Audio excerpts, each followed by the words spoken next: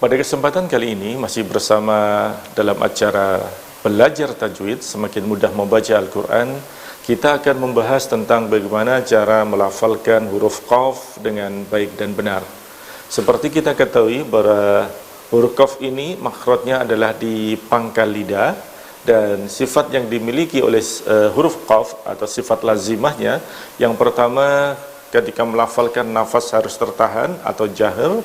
Kemudian pada waktu melafalkan nanti suaranya juga ditahan atau syiddah. Kemudian kita lihat pada posisi lidah. Posisi lidah ketika kita melafalkan qa, bagian belakang dia ada naik ke atas atau isti'ala, dan bagian depan tetap di bawah atau infitah, dan termasuk huruf ismat atau yang berat untuk diucapkan, tidak bisa diucapkan dengan cepat. Kemudian tadi ada sifat jahar, tertahannya nafas, ada sifat syiddah, tertahannya suara.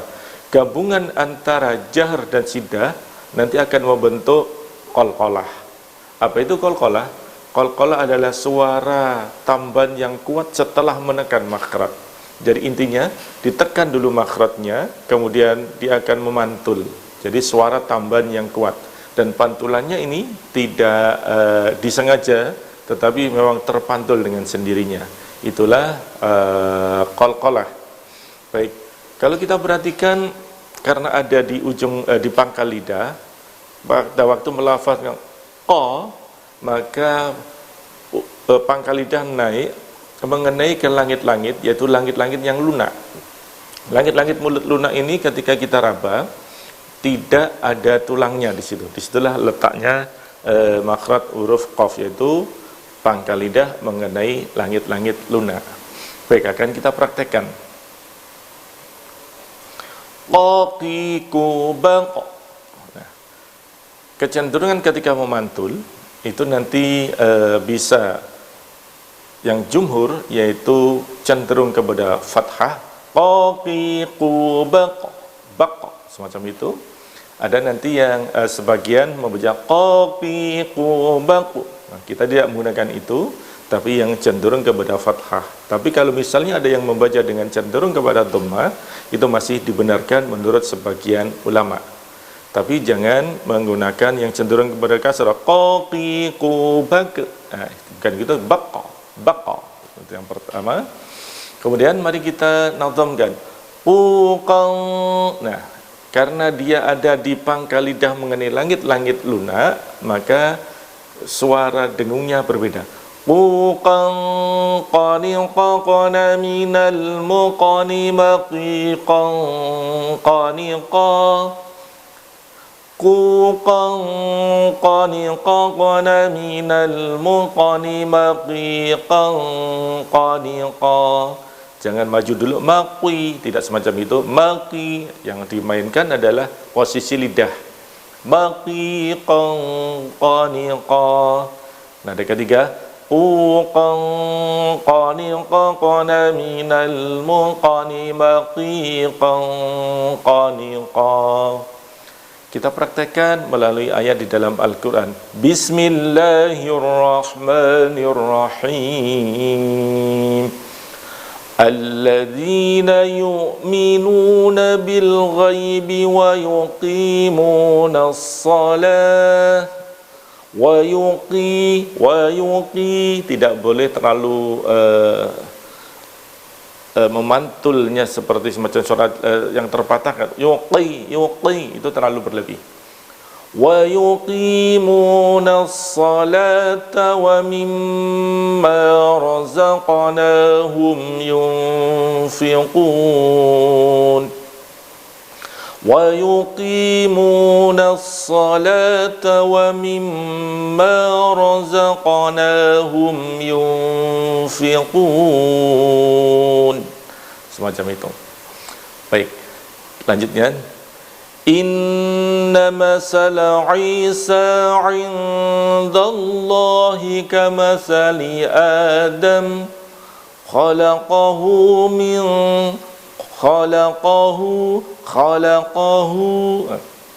diisti'la'kan, lidah bagian belakang naik.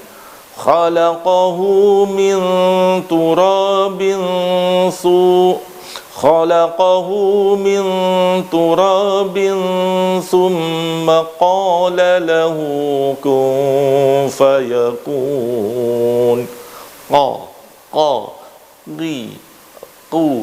Baqa. Kuncinya untuk bisa melafalkan huruf qaf dengan baik dan benar, fahami terlebih dahulu di mana makhrajnya, yaitu di pangkal tenggorokan mengenai langit-langit lunak. Apa itu langit-langit lunak? Yaitu apabila kita raba di bagian langit-langit mulut tersebut tidak ada tulangnya. Nanti kalau di depan sedikit itu sudah ada tulangnya di situ untuk huruf kaf. Sedangkan huruf qaf yaitu di langit-langit lunak. Baik. Kemudian kenali pula apa yang menjadi sifatnya yang terdiri dari jahr dan syiddah, gabungan dari jahr dan syiddah nanti membentuk qalqalah, kemudian isti'ala, infitah dan ismat atau berat untuk diucapkan. Baik, jangan kemana-mana, nanti akan kita lanjutkan langsung praktek di dalam Al-Quran. Tetaplah dalam acara Belajar Tajwid Semakin Mudah Membaca Al-Quran.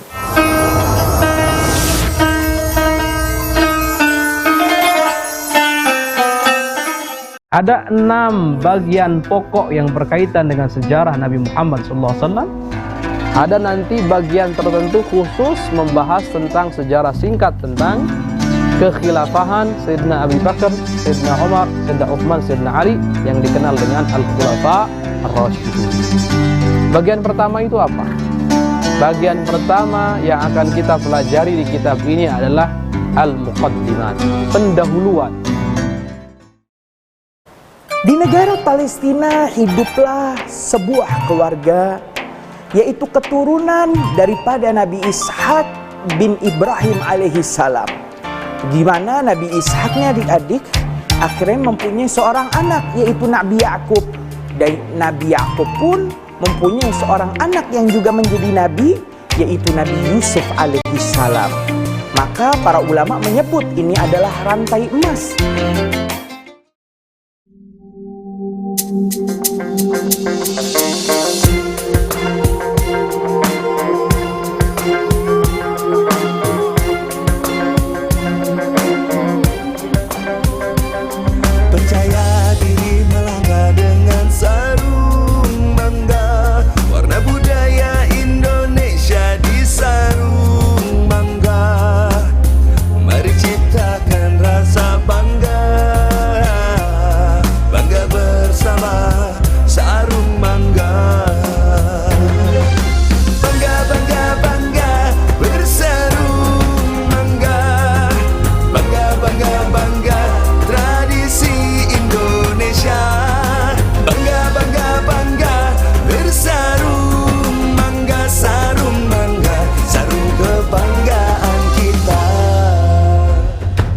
Bangga bersarung mangga.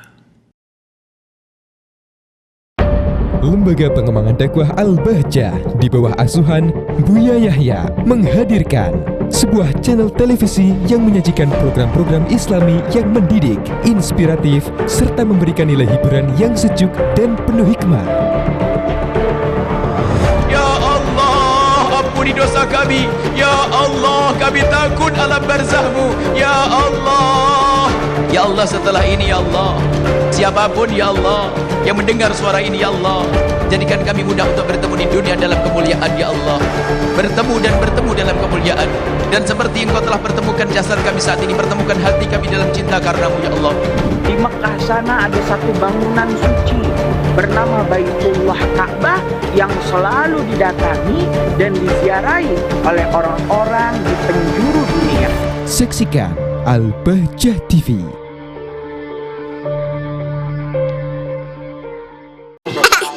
Kak, gantian dong.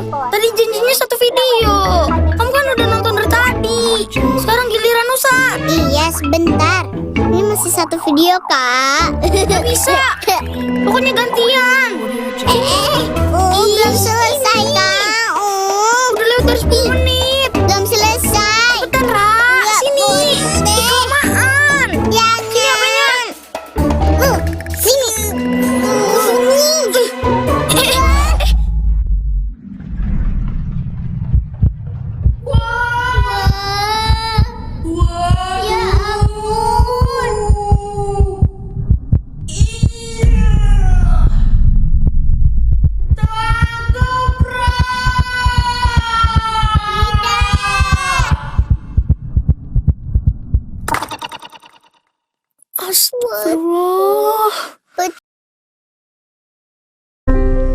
Orang yang punya ilmu tidak sedikit pun dia mengandalkan makhluknya Allah, tetapi segala hal apapun tumpuhannya kepada Allah, maka dia merasa cukup billah, aziz billah, merasa cukup dengan Allah, merasa besar dengan Allah, merasa punya segala-galanya dengan Allah Subhanahu wa ta'ala.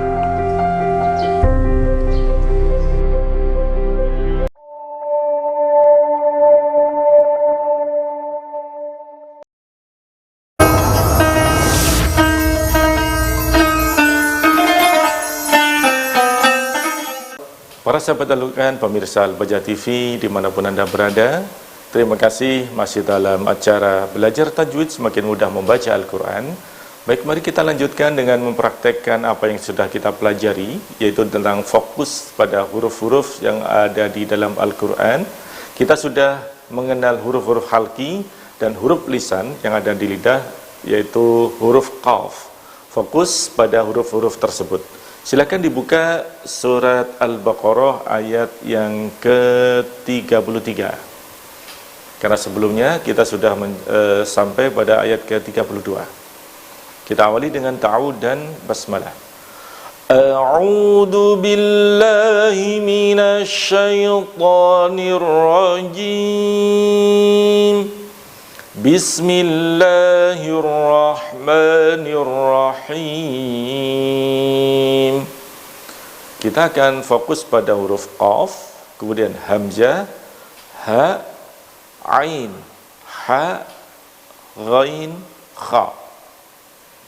Qala ya Adamu anbi'hum bi asma'ihim. فَلَمَّا أَنْبَأَهُمْ بِأَسْمَائِهِمْ قَالَ أَلَمْ أَقُلْ لَكُمْ إِنِّي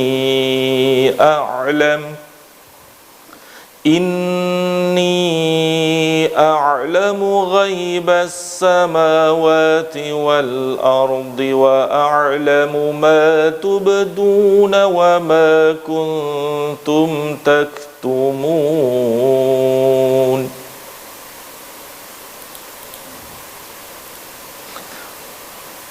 Baik, o di sini ada qala ya a di sini. Qala ya Adamu, qala ya Adamu. Situ sudah ada dua huruf qaf dan hamzah. Bi, ini kalau di dalam bahasa Indonesia seperti pada kata bapak, bapak. Nah, seperti huruf hamzah ketika dia sukun. Anbi'hum bi asma'ihim. Hati-hati pada huruf ha. Biasanya kalau kita tidak hati-hati ada tergelincir dan dia berubah makhrajnya. Qala ya Adamu anbi'hum bi asma'ihim. Baik. Falamma anba'ahum bi asma'ihim qala alam aqul lakum inni a'lam. Antara qa dengan qu, nah ini harus diperhatikan betul, walaupun fathah dengan dhammah, tetapi cara pelafalannya harus memperhatikan makhraj dan sifatnya. Yaitu ada qalqalah walaupun belum begitu kelihatan karena masih berharokat. Beda dengan ketika nanti dia sukun. Inni a'lamu ghaibas samawati wal ardi wa a'lamu ma tubduna wa ma kuntum taktumun. Baik. Yang perlu diperhatikan antara huruf qaf kemudian dengan huruf-huruf yang sudah kita pelajari, yang terdiri dari hamzah, ha, ain, ha, ghain, kha. Di situ harus kita perhatikan betul bagaimana tentang cara pelafalannya. Karena sepanjang apapun ayat-ayat yang kita baca pasti terdiri dari susunan dari huruf per huruf. Nah, contohnya sini, ketika kita mengatakan qala, nah ini ada qaf, ada alif, nah ini masuk kepada al-jauf, qa, tidak boleh qa. Nah, cirinya kalau kita pencet hidung kita pada waktu melafalkan qa, itu nanti tidak ada masuk ke pangkal rongga hidung. Qa masih tetap. Kemudian makhraj adalah tempat asal huruf itu ketika kita tidak mengeluarkan, ketika kita tidak kita baca misalnya. Kita tidak melafalkan huruf hamzah, kita harus paham terlebih dahulu makhrajnya ada di mana. Kemudian sifat itu adalah kaifiyah atau cara melafalkannya. Baik, kita baca sekali lagi pada ayat yang ke-33. Bismillahirrahmanirrahim. Qala ya Adamu anbi'hum bi asma'ihim. فَلَمَّا أَنْبَأَهُمْ بِأَسْمَائِهِمْ قَالَ أَلَمْ أَقُلْ لَكُمْ إِنِّي